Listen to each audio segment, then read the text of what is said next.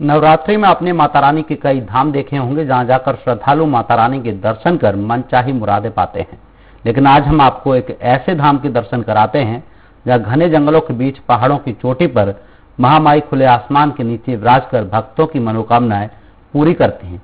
आइए हम आपको लिए चलते हैं सूरजपुर से महज 40 किलोमीटर दूर मां बागेश्वरी के कुदरगढ़ धाम में।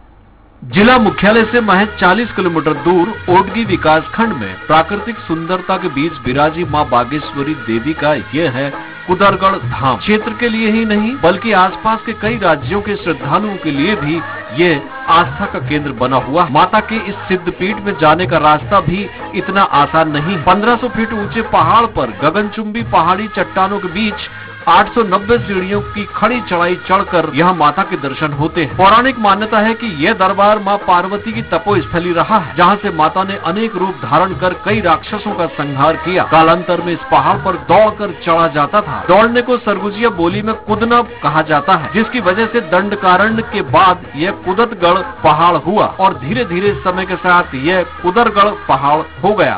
देवी उसके किले में ही स्थापित थी, जिसे चोरों ने उस समय चोरी करके ले जा रहे थे, लेकिन माता की इतनी महिमा थी कि वह चोर इसको उठा नहीं पाए और रास्ते में ही छोड़ के चले गए।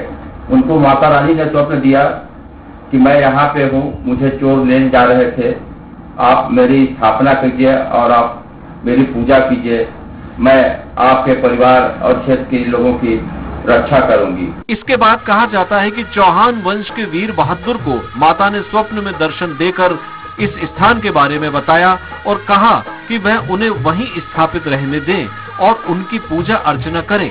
इसके बाद वीर बहादुर ने अपने साथियों के साथ उस स्थान की खोज प्रारंभ की और तब से लेकर आज तक चौहान वंश के वंशजों द्वारा ही देवी की पहली आरती और श्रृंगार किया जाता है। और भैया बहादुर ने ही वहाँ के स्थानीय चेरवा समाज के बैदाओं को पूजा की जवाबदारी सौंपी, जो आज भी निरंतर चले आ रहा है।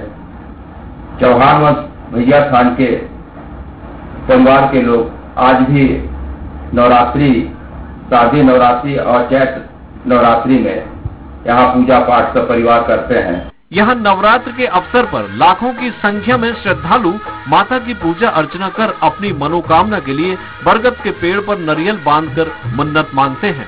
वहीं इस धाम में एक ऐसा कुंड भी मौजूद है जिसका पानी कभी नहीं सूखता। इस कुंड को विजय कुंड कहा जाता है। इस कुंड का पानी तपती गर्मी में भी ठंडा पानी देता है, जिससे श्रद्धालु अपनी प्यास बुझाते हैं। वहीं इस कुंड को लेकर मान्यता है कि यहाँ अगर सिक्का पानी में डालकर माता रानी से कुछ मांगा जाए तो वह मन्नत अवश्य ही पूरी होती है। इस वजह से माता के धाम से लौटते वक्त कई भक्त यहाँ रुककर कुंड में सिक्का डालते हैं और माता रानी से अपनी मन्नत मांगते हैं। 8 से 14 सीढ़ी तक क्या है, आदमी का वैसे भी थकान लगने लगता है। और उससे पहले देखिए विजय कुंड है। विजय कुंड के बारे में सभी जानते होंगे कि वहाँ की कितनी तपती हुई भीड़ रहती है और मीठा पानी रहती है। और क्या है, वहाँ भी मनोकामना पूर्ण होती है। जो लोग सिक्का डाल के मनोकामना मांगते हैं वो भी पूर्ण होती है। माता के दरबार में पहुँचने के लिए सीधी खड़ी चढ़ाई है, जिसको चढ़ पाना हर एक के लिए संभव नहीं है। इस कारण से लंबे समय से इस धाम के लिए रोप वे की मांग की जाती रही है, लेकिन कई सरकारों की घोषणा के बाद भी आज तक यह मांग पूरी नहीं हो सकी है, जिसको लेकर यहाँ आने वाले लोग आज भी आशा भरी निगाहों से सरकार की ओर देख रहे हैं।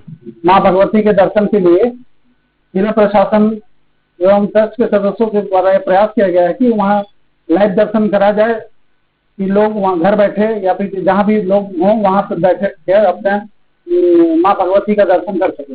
मान्यता है कि जो भी भक्त इस धाम में सच्ची श्रद्धा से आता है, माता रानी उसकी मनोकामना जरूर पूरी करती है। यही वजह है कि इस धाम के प्रति लोकता बढ़ती ही जा रही है।